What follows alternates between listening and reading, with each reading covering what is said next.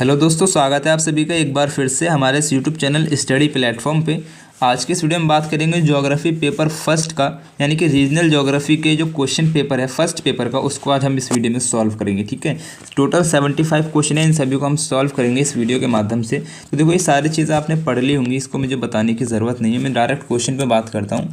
तो आपका सबसे पहला क्वेश्चन आया था कि द बुक एंड टाइटल, जो बुक है रीजनल प्लानिंग एंड डेवलपमेंट, ये जो किताब है ये लिखा किसने, रिटन बाई, यानी कि प्रादेशिक नियोजन तथा विकास, ये जो किताब है इसको किसने लिखा था? तो आंसर हो जाएगा आरपी मिश्रा। ठीक है, आरपी मिश्रा ने प्रादेशिक नियोजन तथा विकास की जो किताबें लिखी थी, C is the right answer. Next question आपसे करा है, मानव विकास सूचकांक में कौन से आयाम सम्मिलित होते हैं? ठीक है, मानव विकास सूचकांक में कौन से आयाम सम्मिलित होते हैं? आंसर करेंगे स्वास्थ्य, शिक्षा, दीर्घ आयु या उपरोक्त सभी। तो राइट आंसर हो जाएगा उपरोक्त सभी। ये सभी जो हैं मानव विकास सूचकांक में जो है सम्मिलित होते हैं। ठीक है, नेक्स्ट क्वेश्चन आपसे करा है, चक्रीय कार्यकरण सिद्धांत के प्रतिपादक हैं। तो चक्रीय कार्यकरण सिद्धांत के प्रतिपादक हो जाएगा गुन्नार मिर्डल। ठीक है, ए is the right answer. Next question आपसे करा है, वृद्धि ध्रुव संकल्पना प्रस्तुत की थी, यानी कि who has presented growth pole concept. Growth pole concept किसने दिया था? आंसर करेंगे एफ पैरोक्स ने। ठीक है, C is the right answer. Next question आपसे करा है, नेक्स्ट क्वेश्चन आपसे आ रहा है, किसने कहा था प्रकृति मानव की सभी आवश्यकताओं की पूर्ति कर सकती है लेकिन उसके लालच की नहीं? तो किसने कहा था? महात्मा गांधी ने। ठीक है, ये जो क्वेश्चन है मेरी वीडियो में भी आपको देखने को मिलेगा, और इस 6 नंबर क्वेश्चन भी आपको मेरी वीडियो में ही देखने को मिल जाएगा। कोर परिधि मॉडल का निम्नलिखित में से किसने प्रतिपादन किया था? कोर परिधि मॉडल का प्रतिपादन किया था जे फ्रीडमैन ने। ठीक है, किसने? जे फ्रीडमैन ने प्रतिपादन किया था। ठीक है, नेक्स्ट क्वेश्चन आपसे कर रहा है, जे फ्रीडमैन ने अपने कोर उपांत संकल्पना में कितनी आवश्यकताओं को सम्मिलित किया है? तो 5 संकल्पनाओं को सम्मिलित किया है। C is the right answer. Next question आपसे करा, निम्नलिखित में से किसने जानबूझकर असंतुलित विकास की वकालत की थी? तो आंसर लगा देंगे ए हर्षमैन ने। ठीक है, हर्षमैन ने जो है जानबूझकर असंतुलित विकास की वकालत की थी। ठीक है, नेक्स्ट क्वेश्चन आपसे करा है, नेक्स्ट क्वेश्चन आपसे करा है, क्षमता डैश से वस्तुओं तथा सेवाओं के आवंटन से संबंधित है, यानी कि क्षमता जो है निष्पक्षता से वस्तुओं तथा सेवाओं के आवंटन से संबंधित होती है। तो B is the right answer. Next question आपसे कह रहा है, निम्नलिखित में से कौन एक विकास के आर्थिक संकेतों के अंतर्गत सम्मिलित नहीं है? विकास के आर्थिक संकेतों के अंतर्गत सम्मिलित नहीं है। देखो, प्रति व्यक्ति आय में जो वृद्धि होती है वो क्या करता है? विकास के आर्थिक संकेतों में शामिल हो जाएगा, क्योंकि अगर कोई अर्थव्यवस्था या फिर कोई आर्थिक क्षेत्र जो विकसित होगा तो वहाँ पे प्रति व्यक्ति आय में भी बढ़ोतरी आपको देखने को मिलेगी, बाल मृत्यु दर में कमी मिलेगी। कोई भी अर्थव्यवस्था अगर विकसित होगी तो वहाँ पे बाल मृत्यु दर कमी आ जाएगी। जन्म के समय जीवन प्रत्याशा में वृद्धि, यानी कि जो उसका एक जीने का एवरेज है उसमें वृद्धि आ जाएगी, क्योंकि हॉस्पिटल्स आ जाएंगे। अगर उसको किसी भी तरह की परेशानी होगी तो वहाँ पर उसकी जीवन को बढ़ा दिया जाता है ना, तो उसको एक नई लाइफ दे दी जाती है। तो जीवन प्रत्याशा में जो है वृद्धि हो जाती है। रोजगार बाजार में महिलाओं की कमी, अब इसको यहाँ पे समझ सकते हैं कि D is the right answer हो जाएगा, क्योंकि जो एक सेकंड, क्योंकि जो अब हमारा विकसित देश है, कोई भी विकसित देश है, विकसित देश में क्या होता है कि महिलाएं भी काम करती हैं ना, इस तरह से। तो कह सकते हैं कि रोजगार बाजार में महिलाओं की भागीदारी की कमी है ना, ये इसका विकसित देश के आर्थिक संकेतों के अंतर्गत नहीं आएगा, है ना, क्योंकि वहाँ पे एक महिलाएं भी एक अहम भूमिका निभाती हैं विकसित देशों में, है ना, कह सकते हैं। नेक्स्ट क्वेश्चन आपसे कह रहा है, सामाजिक विकास का कौन सा संकेत नहीं है? यानी कि जो समाज है, समाज के विकास का इन चारों में से कौन सा एक संकेत नहीं है, इंडिकेटर नहीं है? तो देखो, पहला है शिक्षा में सुधार। अगर शिक्षा में सुधार है तो हम कह सकते हैं कि समाज का विकास है। अगर शिक्षा में सुधार नहीं है तो समाज का विकास ही नहीं है।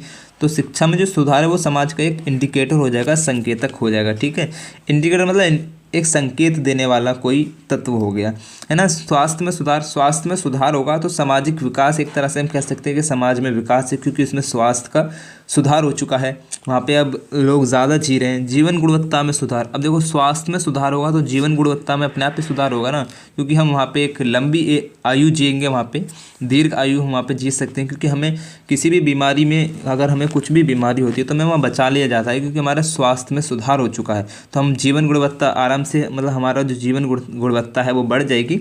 तो ये भी इसका आंसर नहीं होगा। अब प्रति व्यक्ति आय में बढ़ोतरी, अब जो प्रति व्यक्ति आय में बढ़ोतरी होगी तभी तो हमारे जीवन गुणवत्ता में सुधार होगा ना।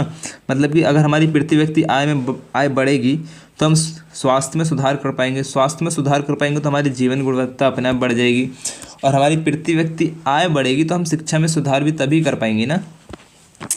तो इसका यहाँ पे कोई भी ऑप्शन नहीं है, और आपको जो भी आंसर लगता हो मुझे कमेंट में ज़रूर बता दिएगा। मेरे हिसाब से क्वेश्चन जो है गलत दे रखा है, ठीक है। तो नेक्स्ट क्वेश्चन आपसे कह रहा है कि निम्नलिखित में से कौन एक अल्प विकसित अर्थव्यवस्था की जनसंख्या संबंधी विशेषता नहीं है, ठीक है। ध्यान से पढ़ना, जनसंख्या, अल्प विकसित अर्थव्यवस्था की जनसंख्या संबंधी विशेषता नहीं है। देखो सबसे पहले पढ़ेंगे निम्न निर्भरता अनुपात, उच्च जन्म दर, उच्च मृत्यु दर, उच्च जनसंख्या वृद्धि। अब यहाँ पे आपको कंफ्यूज हो रहा होगा कौन सा आंसर लगाएं, लेकिन इसका राइट आंसर बताने से पहले थोड़ा समझा दूं कि अल्प विकसित देशों की जो अर्थव्यवस्था होती है ना, वहाँ पे उच्च जन्म दर पाया जाता है और उच्च मृत्यु दर पाया जाता है, ठीक है। मृत्यु दर इसलिए क्योंकि वहाँ पे हॉस्पिटल्स वगैरह नहीं होते हैं, इस वजह से। अब आप कहेंगे सर उच्च जन्म दर है तो उच्च जनसंख्या वृद्धि भी रहेगी। नहीं भाई, क्यों होगी? क्योंकि उच्च जन्म हो रहा है, मतलब कि ज़्यादा जन्म हो रहा है, तो वहाँ पे ज़्यादा मृत्यु भी तो हो रही है ना, तो जनसंख्या जो है वृद्धि दर कम ही रहेगी, मतलब उच्च जनसंख्या वृद्धि दर नहीं रहेगी, ठीक है। तो D is the right answer. तो 12वीं का आंसर क्या हो जाएगा? डी, यानी कि निम्नलिखित में से कौन एक अल्प विकसित अर्थव्यवस्था की जनसंख्या संबंधी विशेषता नहीं है? तो उच्च जनसंख्या दर जो होती है वो अल्प विकसित अर्थव्यवस्था की जनसंख्या संबंधी विशेषता नहीं है। D is the right answer. Next question आपसे कह रहा है, तो वीडियो को लाइक करके चैनल को सब्सक्राइब कर लीजिएगा। नेक्स्ट क्वेश्चन आपसे कह रहा है which one of the following is a formal region, यानी कि निम्नलिखित में से कौन सा क्षेत्र जो है समरूपी या फिर सामांगी प्रदेश है? तो इसका राइट आंसर हो जाएगा दिल्ली महानगरीय प्रदेश, ठीक है।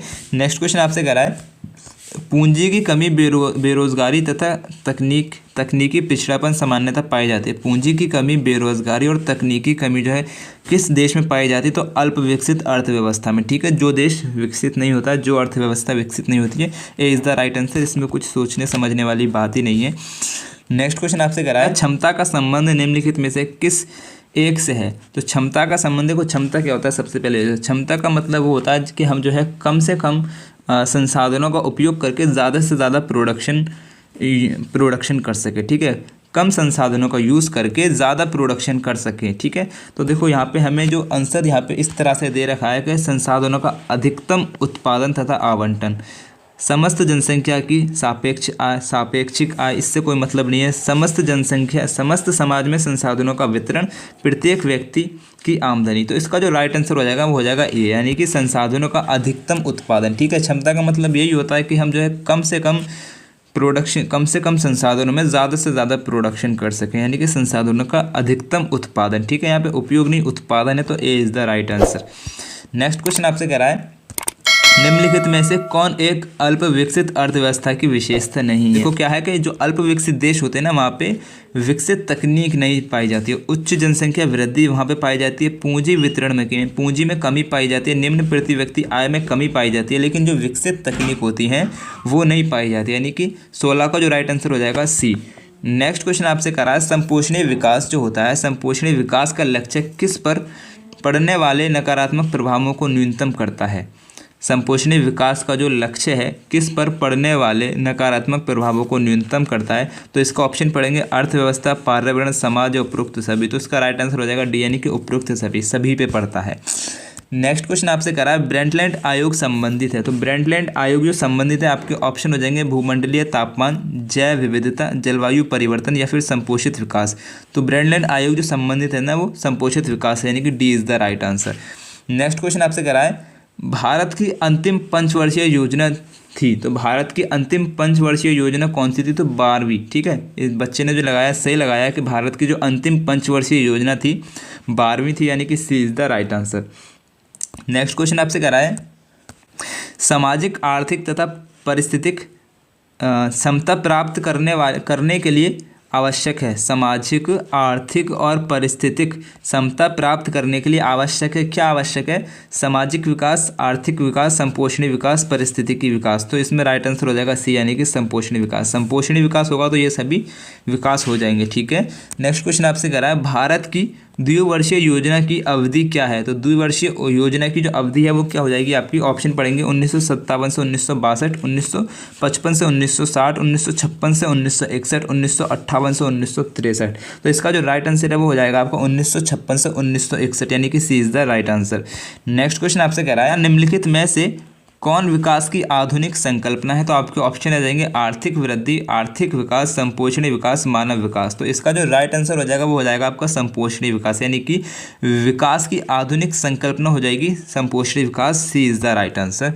नेक्स्ट क्वेश्चन आपसे कह रहा है भारत में बहुस्तरीय नियोजन के कितने स्तर होते हैं? तो भारत में बहुस्तरीय नियोजन के जो होते हैं आपके 5 स्तर होते हैं, यानी कि C is the right answer. Next question आपसे कह रहा है किस प्रदेश में भाषा, धार्मिक विश्वास, खान पान, पहनावा, रीति रिवाज को आधार बनाया जाता है? तो किस प्रदेश में बनाया जाता है? आपके ऑप्शन आ जाएंगे प्रादेशिक, सांस्कृतिक, भौतिक और औद्योगिक। तो राइट आंसर हो जाएगा सांस्कृतिक प्रदेश में, ठीक है, यानी कि B is the right answer. Next question आपसे करा है प्रदेशों के सीमांकन में गुरुत्वाकर्षण संबंधी मॉडल किसने दिया था? तो प्रदेशों के सीमांकन में गुरुत्वाकर्षण जो मॉडल दिया था वो आपका राइट आंसर हो जाएगा यहाँ पे जे रेली, ठीक है। किसने दिया था? रेली ने दिया था, ठीक है, A is the right answer. Next question आपसे कह रहा है डी विटलसी ने विश्व को कितने कृषि प्रदेशों में विभाजित किया है? तो डी विटलसी ने पूरे विश्व को 13 प्रदेशों में विभाजित किया है, यानी कि B is the right answer. Next question आपसे कह रहा है भारत के किस नियोजन प्रदेश को खनिज संसाधनों का भंडार कहा जाता है? बेसिक सा क्वेश्चन है, तो राजस्थान मरुस्थल को, ठीक है, राजस्थान को जो है खनिज संसाधनों का भंडार कहा जाता है, ठीक है, राजस्थान को जो है खनिज संसाधनों का भंडार कहा जाता है, राजस्थान में मरुस्थल को, ठीक है। नेक्स्ट क्वेश्चन आपसे कह रहा है प्रादेशिक विविधता मुख्यतः निम्नलिखित कारण होती है। जो प्रादेशिक विविधता होती है वो किस कारण से होती है? आपके ऑप्शन आ जाएंगे प्राकृतिक संसाधन आधार, नगरीकरण का स्तर, औद्योगिक विकास, प्रति व्यक्ति आय। इसका राइट आंसर हो जाएगा प्राकृतिक संसाधन का आधार, यानी कि प्रादेशिक विविधता जो है मुख्यतः प्राकृतिक संसाधन के आधार से होती है, ठीक है, A is the right answer. Next question आपसे कह रहा है भारत में सबसे कम वर्षा वाला स्थान कौन सा है? तो भारत में सबसे कम जो वर्षा होती है वो स्थान हो जाएगा आपका लेह, यानी कि लद्दाख की राजधानी, ठीक है, लेह में सबसे कम वर्षा होती है। यहाँ पे काफ़ी बच्चों ने थार जो है राजस्थान को लगाया होगा, लेकिन इससे भी कम जो वर्षा होती है वो होती है आपकी लेह में, ठीक है। नेक्स्ट क्वेश्चन आपसे कह रहा है रोस्टोव ने आर्थिक विकास की प्रक्रिया को कितनी अवस्थाओं में विभाजित किया है? तो रोस्टोव ने आर्थिक विकास की प्रक्रिया को जो है 5 अवस्थाओं में विभाजित किया है, C is the right answer.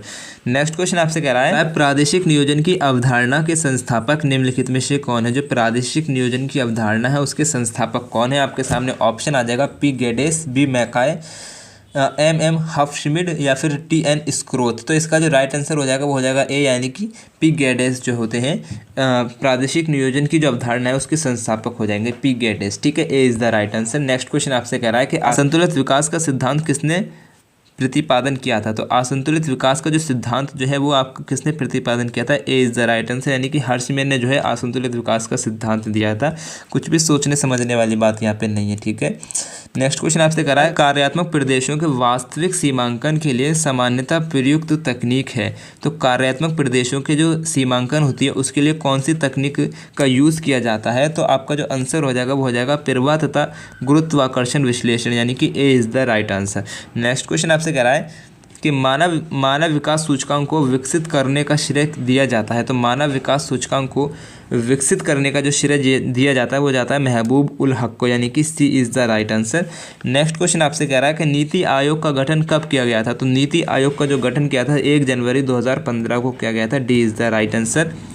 Next question आपसे कह रहा है कि प्रसार तथा प्रत्यक्षिप्त प्रभाव की संकल्पना प्रतिपादन किया था। तो प्रसार तथा प्रत्यक्षिप्त जो संकल्पना है उसको प्रतिपादन किया था, किसने किया था? तो B is the right answer, A O Hirschman ने किया था, ठीक है। नेक्स्ट क्वेश्चन आपसे कह रहा है कि बम्बई योजना कब बनाई गई थी? बम्बई योजना कब बनाई गई थी? आपका जो राइट आंसर हो जाएगा वो हो जाएगा बी, यानी कि 1944 में बम्बई योजना जो है बनाई गई थी, ठीक है।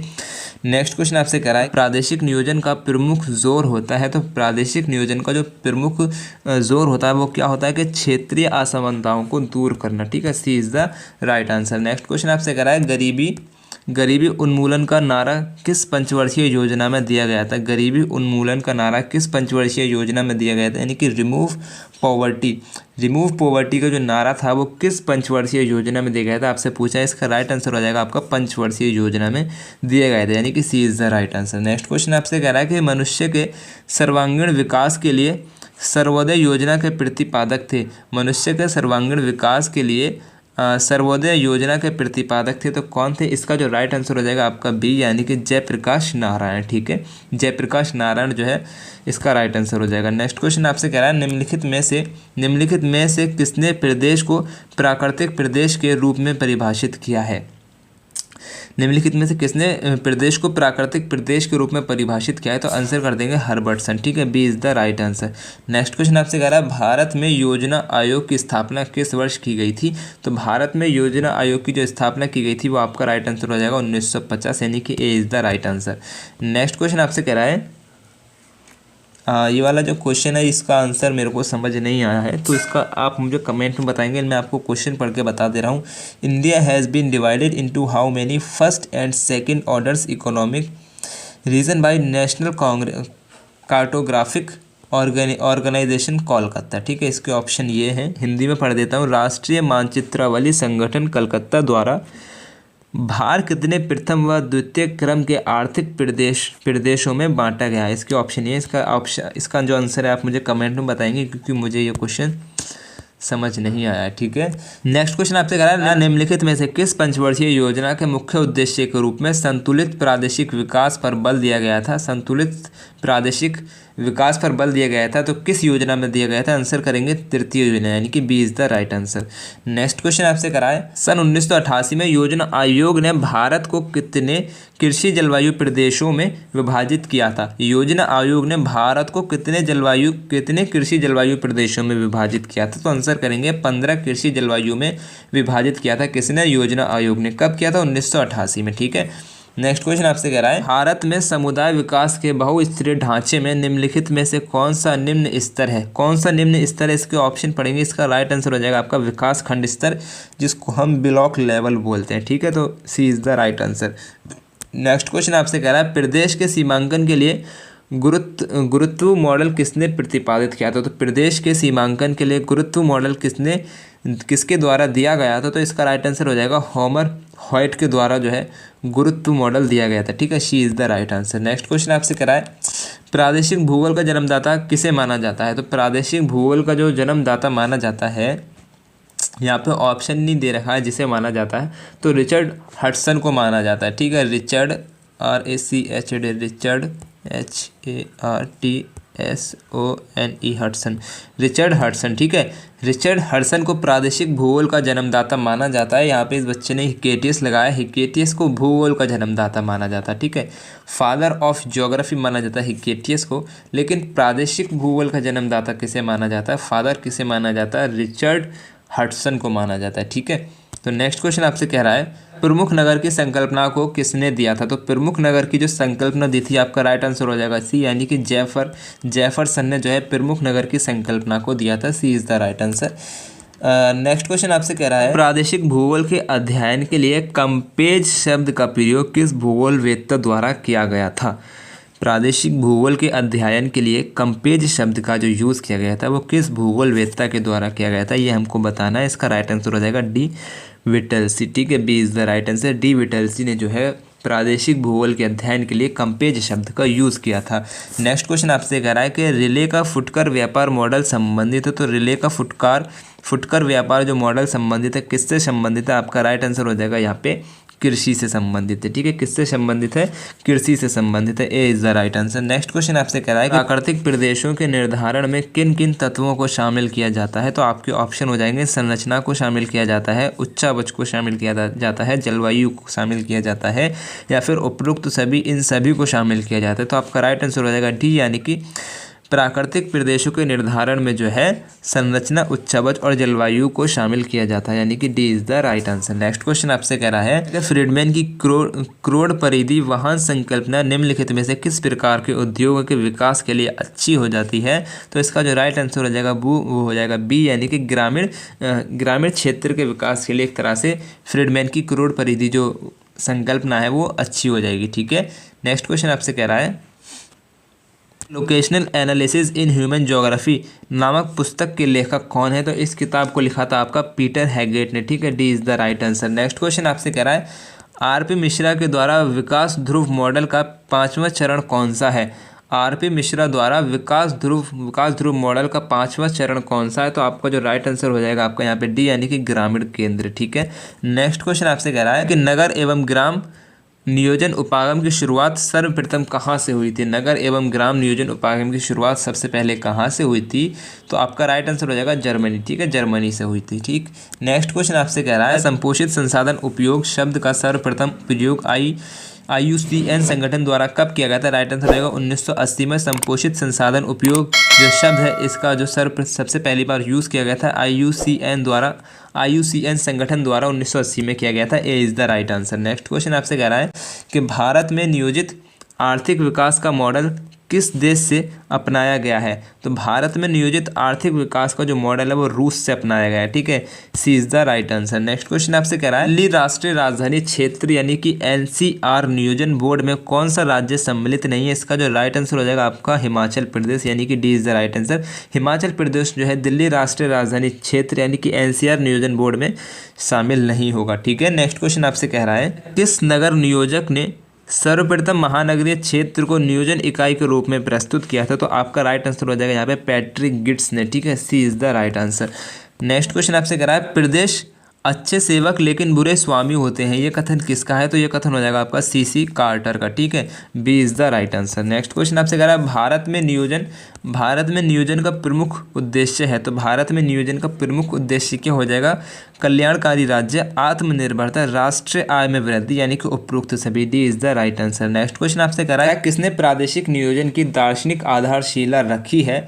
किसने प्रादेशिक नियोजन की दार्शनिक आधारशिला रखी है? इसका राइट आंसर हो जाएगा यहाँ पे आपका बेंटन मैकाई यानी कि बी मैकॉय। ठीक है, नेक्स्ट क्वेश्चन आपसे कह रहा है मानव विकास सूचकांक यानी कि ह्यूमन डेवलपमेंट इंडेक्स प्रति वर्ष कौन सी संस्था जारी करती है? आपको जो राइट आंसर हो जाएगा वो हो जाएगा UNDP यानी कि united nation development programme. A is the right answer. ठीक, नेक्स्ट क्वेश्चन आपसे कह रहा है प्रादेशिक नियोजन की चार्डविक विधि 1971 कितनी अवस्थाओं में विभाजित की गई थी? आंसर हो जाएगा 5 अवस्थाओं में विभाजित की गई थी। D is the right answer. Next question आपसे कह रहा है विकसित अर्थव्यवस्था की विशेषताओं में सम्मिलित नहीं है। देखो इस क्वेश्चन में मुझे थोड़ा डाउट है, अब मैं आपको बता देता हूँ डाउट क्या है कि विकसित अर्थव्यवस्था की विशेषताओं में सम्मिलित नहीं है। वो क्या है इन चारों में से जो विकसित अर्थव्यवस्था के अंतर्गत सम्मिलित नहीं होता है? तो देखो औद्योगिक क्षेत्र की प्रधानता, अगर कोई देश विकसित है तो वहाँ पे औद्योगिक यानी कि इंडस्ट्रीज़ यानी कि व्यापार क्षेत्र की प्रधानता बिल्कुल होगी, उच्च जीवन प्रत्याशा बिल्कुल होगी, क्योंकि वहाँ पे जीने की जो एक क्षमता है ना वो बढ़ जाएगी, क्योंकि वहाँ पे हॉस्पिटल्स वगैरह खुल जाएंगे। इस वजह से पूंजी की प्रधानता बिल्कुल होगी, क्योंकि वहाँ पे पूंजी की प्रधानता से ही आप सारी चीज़ें कर सकते हैं ना। देखो अब उच्च जीवन प्रत्याशा बढ़ेगी, स्वास्थ्य के लिए, तो स्वास्थ्य के लिए क्या पैसा चाहिए? तभी तो हमारा एक देश विकसित तभी तो कहेगा ना, उसके पास एक आर्थिक मजबूती है, उसके पास पूंजी है, उसके पास पैसा है, तो वो विकसित देश कहलाएगा ना। और एक होता है कृषि प्रधानता। अब जो कृषि प्रधानता है ना ये तीनों तरह की अर्थव्यवस्था में आता है।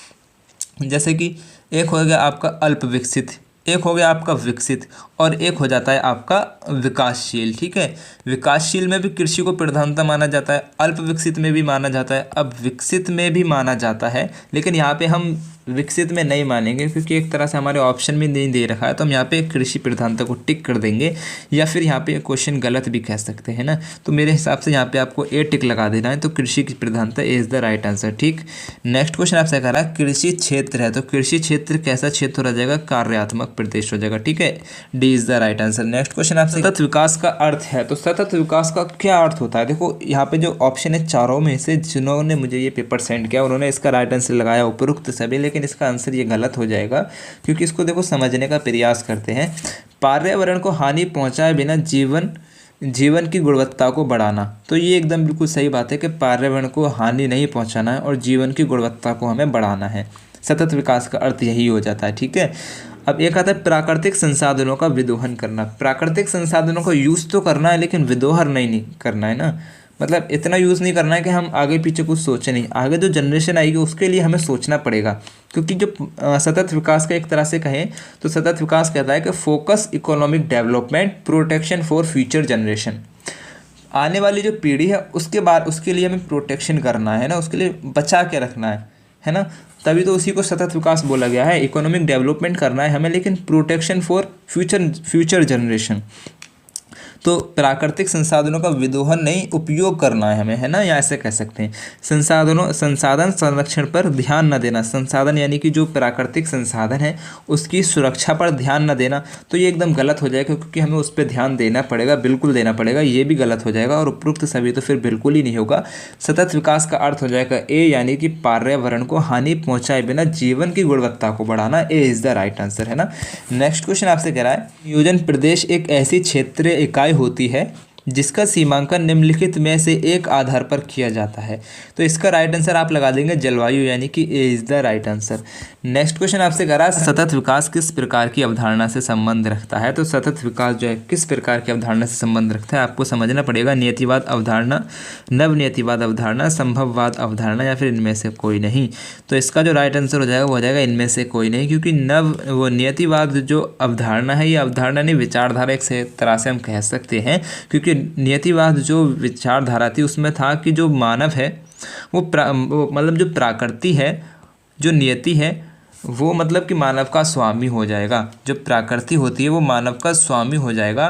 और संभववाद विचारधारा कहती है कि जो मानव है, जो मानव हो जाएगा आपका, वो प्रकृति का स्वामी हो जाएगा। और नियतिवाद विचारधारा कहती है कि ना तो मानव प्रकृति का स्वामी है, ना प्रकृति मानव को स्वामी है।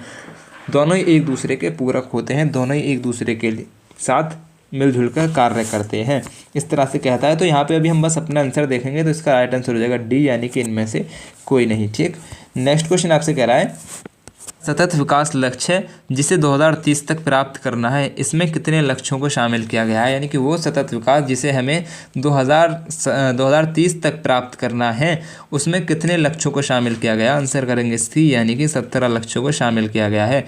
नेक्स्ट क्वेश्चन आपसे कह रहा है, स्वतंत्र भारत का प्रथम नियोजित नगर कौन सा है। तो स्वतंत्र भारत का प्रथम नियोजित जो नगर हो जाएगा वो हो जाएगा चंडीगढ़, यानी कि C is the right answer. Next question आपसे कह रहा है, new exploration the book new exploration philosophy of regional planning is written by. जो किताब है new exploration philosophy of regional planning, इस किताब को किसने लिखा है। तो आपका जो राइट आंसर हो जाएगा यहाँ पे सी, यानी कि बी मैकाय ने जो है इस किताब को लिखा है। C is the right answer. Next question आपसे कह रहा है, निम्नलिखित में से कौन से प्रदेश में आर्थिक जुड़ावों की आंतरिक संबद्धता पाई जाती है। तो इसके ऑप्शन हो जाएंगे समरूपी प्रदेश, कार्यात्मक प्रदेश, नियोजित प्रदेश, नियोजन प्रदेश, प्राकृतिक प्रदेश। देखो इसका जो राइट आंसर है may be B is the right answer, कार्यात्मक प्रदेश। ठीक है, और बाकी आप इसे चेक कर लेंगे और मुझे कमेंट में ज़रूर बता देना। नेक्स्ट क्वेश्चन आपसे कह रहा है और लास्ट क्वेश्चन इस वीडियो का रहेगा, एडविन लुटियंस उत्तर भारत के किस बड़े शहर के वास्तुकार थे। तो एडविन लुटियंस जो है उत्तर भारत के किस बड़े शहर के वास्तुकार थे। तो आंसर लगा देंगे दिल्ली। ठीक है, she is the right answer. तो यहाँ पे हमारे 75 क्वेश्चंस हो चुके हैं, हमने पूरा पेपर सॉल्व कर लिया। कुछ इसमें मिस्टेक भी थी जो मुझे भी समझ में नहीं आया, वो मैंने आपको बता दिया है। तो ठीक है, फिर मेरी तरफ से आप सभी को बेस्ट ऑफ लक। अल्लाह हाफिज़।